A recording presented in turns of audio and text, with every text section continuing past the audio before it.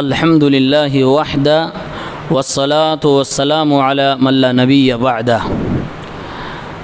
عن ابی ہریرہ رضی اللہ عنہ قال جاء رجل الى النبی صلی اللہ علیہ وسلم فقال اوصنی قال لا تغضب فردد مرارا قال لا تغضب رواہ البخاری فی کتاب الادب حدیث نمبر 6116۔ آپ تصور کر سکتے ہیں کہ اگر کوئی شخص اللہ کے نبی صلی اللہ علیہ وسلم کے پاس جائے اور آپ سے کچھ سیکھنا چاہے، کوئی وصیت یا نصیحت جاننا چاہے، تو اللہ کے نبی صلی اللہ علیہ وسلم اسے کیا بتا سکتے ہیں؟ کون سی نصیحت آپ اسے کیے ہوں گے؟ صحیح بخاری کتاب الادب کے اندر یہ روایت آئی ہوئی ہے۔ ابو ہریرہ رضی اللہ عنہ کہتے ہیں ایک شخص آیا اور اللہ کے نبی صلی اللہ علیہ وسلم سے اس نے کہا اوصنی، اے اللہ کے نبی مجھے وصیت کیجیے، کچھ دین کی بات بتائیے، کچھ نصیحت کیجیے۔ یہ صحابہ کا انداز تھا دین سیکھنے کا، یہ ان کے تقویٰ کا معیار تھا کہ خود آ کر سوال کرتے تھے، اللہ کے نبی مجھے سکھائیے، مجھے وصیت کیجیے، نصیحت کیجیے۔ ہمارا حال اس کے الٹا ہے، ہم بھاگتے ہیں، وہ آتے تھے۔ لوگ صحابہ کرام کے اوپر نہ جانے کیسے کیسے الزام لگاتے ہیں، اور یہ بھی کہتے ہیں کہ صحابہ میں سے کچھ ایسے بھی تھے جن سے زنا بھی ہوا۔ بھائی ہم تو یہ مانتے ہیں کہ وہ معصوم نہیں تھے، یہ ہمارا عقیدہ ہے، لیکن ہم کہیں گے کہ صحابہ کرام میں سے وہ صحابہ یا وہ صحابی جس سے یہ جرم ہوا، اس درجے کو بھی آپ پہنچ سکتے ہو؟ آپ میں یہ جرأت و ہمت ہے کہ آپ زنا کر کے اور اس کے بعد حاکم کے پاس، گورنر کے پاس، اس شخص کے پاس جا کر اپنے جرم کا اعتراف کر لو جس کے ہاتھ میں یہ پاور ہے کہ ابھی آپ کو یہ پتھروں سے سنسار کر سکتا ہے؟ یہ جرأت، وہ ایمانی طاقت ہمارے پاس نہیں ہے۔ آپ صحابہ کرام کی اس برائی کا اور اس گناہ کا تذکرہ تو کرتے ہیں، لیکن اس کا دوسرا پہلو، جس پہلو کو لے کر محدثین نے ان کی تعریف کی ہے، وہ ہم نہیں بیان کرتے ہیں۔ آخر وہ جذبہ کہاں سے آیا کہ ایک شخص سے گناہ ہو گیا، فوراً توبہ کو وہ لیبل پہنچا کہ خود اللہ کے نبی کے دربار میں آ کر کہتے طہرنی یا رسول اللہ، اے اللہ کے نبی مجھے پاک کر دیجئے۔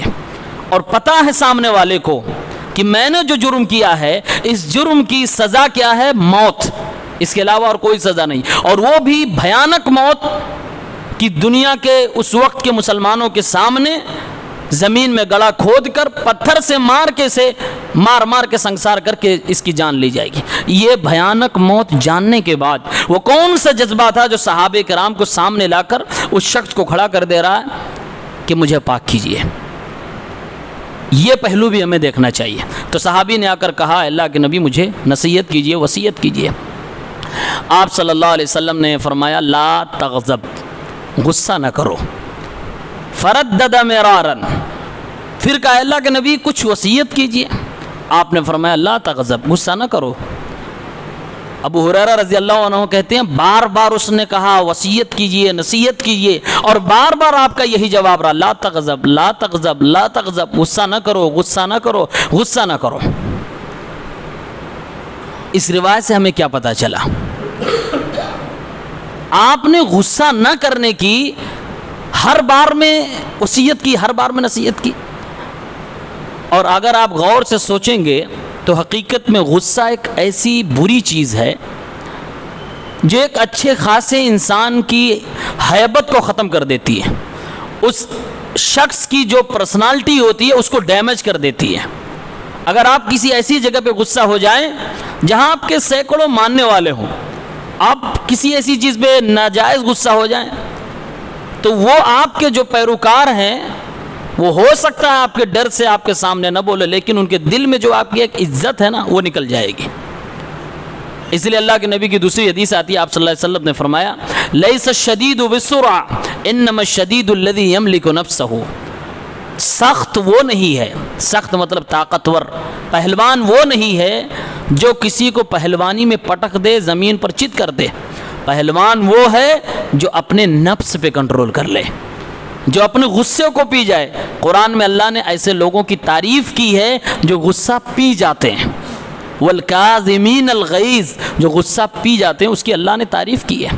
کچھ لوگ یہ کہتے ہیں کہ میں ایسے شروع سے ہوں، میں ایسے پیدا ہی ہوا ہوں، یعنی مجھے غصہ بہت آتا ہے۔ تو ایسے شخص کے لیے نصیحت یہ ہے کہ زیادہ سے زیادہ وہ استغفار کرے، زیادہ سے زیادہ اللہ رب العالمین سے مغفرت کی دعا کرے۔ اسے مزید صبر کرنے کی ضرورت ہے، اسے مزید حلم و بردباری دکھانے کی ضرورت ہے۔ اور اللہ کے نبی صلی اللہ علیہ وسلم ایک بار ایک جگہ تشریف فرما تھے، ایک شخص کو غصہ آیا، وہ آپے سے باہر نظر آ رہا تھا۔ آپ صلی اللہ علیہ وسلم نے فرمایا، یہ بھی صحیح بخاری کے اندر موجود ہے، انی لا اعرف کلمۃ لو قالها لذهب عنه ما یجد، میں ایک ایسا کلمہ جانتا ہوں، میں ایک ایسی دعا جانتا ہوں، اگر یہ وہ دعا پڑھ لے تو اس کا غصہ ختم ہو سکتا ہے۔ وہ دعا کیا ہے؟ اعوذ باللہ من الشیطان الرجیم۔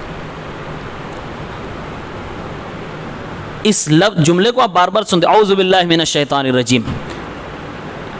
یہ جملہ بتا رہا کہ غصہ شیطان کی طرف سے ہوتا ہے، اسی لیے تو شیطان سے پناہ مانگی جاتی ہے کہ اے اللہ تیری پناہ میں آتا ہوں اس شیطان مردود سے، جس کی وجہ سے میں غصے میں آیا، طیش میں آیا، باہر ہوا اپنے جذبات سے۔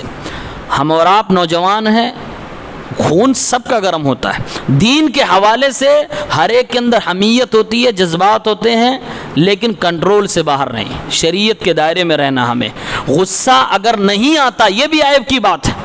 آپ کو اپنی عزت کے دفاع میں غصہ نہ آئے، آپ کو اپنی غیرت پہ غصہ نہ آئے، آپ کو اپنے دین کے لیے غصہ نہ آئے، یہ بھی عیب کی بات ہے، لیکن اس کی بھی ایک لمیٹیشن ہے۔ اللہ کے نبی نے فرمایا کہ اگر برائی دیکھو، طاقت ہے تو ہاتھ سے منع کر دو۔ یہ کب منع کرو گے؟ آپ کو وہاں اس کے خلاف دل میں کچھ آئے گا تب تو منع کرو گے، اور اگر طاقت نہیں ہے ہاتھ سے روکنے کی تو منہ سے کہہ دو۔ یہ بھی طاقت نہیں ہے تو کم سے کم دل میں تو اس کو برا سمجھو۔ یہ تو آپ سے کوئی چھین نہیں سکتا کہ دل میں بھی تم اس کو برا نہ سمجھو، لیکن آج اس سے بھی زیادہ ہم نیچے جا چکے ہیں۔ ہم یہ کہتے ہیں کہ دل میں بھی برا نہ سمجھو۔ اللہ کے نبی نے دل میں برا سمجھنے کو کہا یہ ایمان کا سب سے نچلا لیول ہے، وَذَلِكَ أَضْعَفُ الْإِيمَانِ، سب سے کمزور ایمان ہے کہ کوئی برائی آپ دیکھو تو آپ کے دل میں برا لگ رہا ہے۔ آپ اندازہ کر سکتے ہو کہ ہمیں برائیاں دیکھ کے برا لگتا ہے کہ نہیں لگتا ہے۔ تو آپ نے فرمایا کہ غصہ نہ کرو۔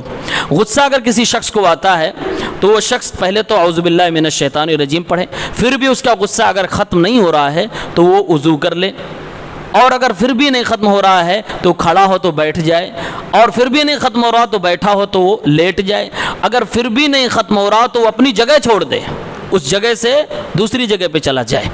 یہ تمام اللہ کے نبی صلی اللہ علیہ وسلم کی احادیث کا نچوڑ ہے، جو غصے کے حوالے سے، اس کو کنٹرول کرنے کے حوالے سے ہے، جو میں نے آپ کے سامنے رکھی۔ یہ بڑی پیاری حدیث ہے، ہر شخص کی زندگی میں، چاہے وہ گھر کی زندگی ہو، باہر کی زندگی ہو، ہم اور آپ انسان ہیں، انسانوں کی بستی میں رہتے ہیں، ایک دوسرے سے ہمیں ملنا جلنا ہے۔ معاشرہ اسی کو کہتے ہیں کہ ایک دوسرے کے ساتھ مل کے رہنا، اور وہاں یہ چیز بڑی خطرناک ہے، غصہ ہونا، ناجائز غصہ ہونا۔ بہت سارے لوگ کہتے ہیں غصے میں نے طلاق دے دیا۔ بھائی خوشی میں کوئی طلاق تو دیتا نہیں ہے۔ آپ وہ غصہ آپ کو آیا کیسے، اس پہ کنٹرول کرو۔ آپ نے جو فرمایا لا تغضب لا تغضب، علماء نے اس کا معنی یہ بھی لکھا ہے کہ تم وہ کام نہ کرو جس کے ذریعے سے تمہیں غصہ آئے، وہ کام ہی نہ کرو جس کے ذریعے سے تمہیں غصہ آئے، یعنی غصے سے دور رہنے کی کوشش کرو۔ ایک سنتولن بدن رکھاؤ، ایک اپنی ایک ہیبت بناؤ، اپنا ایک مسلمان کا ایک اپنی اس کی پرسنالٹی، اس کی شخصیت الگ ہوتی ہے کہ وہ بہت زیادہ غصہ نہیں ہوتا، بہت زیادہ چیختا چلاتا نہیں، وہ نارمل انسان ہوتا ہے۔ اس کی ایک ہیبت ہوتی ہے جو پہچانی جاتی ہے اس کے ایمان کی طاقت کی وجہ سے، اس کے صبر کی وجہ سے، اس کی بردباری کی وجہ سے۔ اللہ نے ایسے لوگوں کی قرآن میں تعریف کی ہے جو صبر کرنے والے، جو بردبار ہیں، اور جو غصہ پی جانے والے ہیں۔ اللہ تعالی ہم سب کو صبر کی توفیق عنایت فرمائے، معاملات کی سنگینی کو سمجھنے کی توفیق عنایت دے۔ آمین یا رب العالمین۔ وآخر دعوانا ان الحمد للہ رب العالمین۔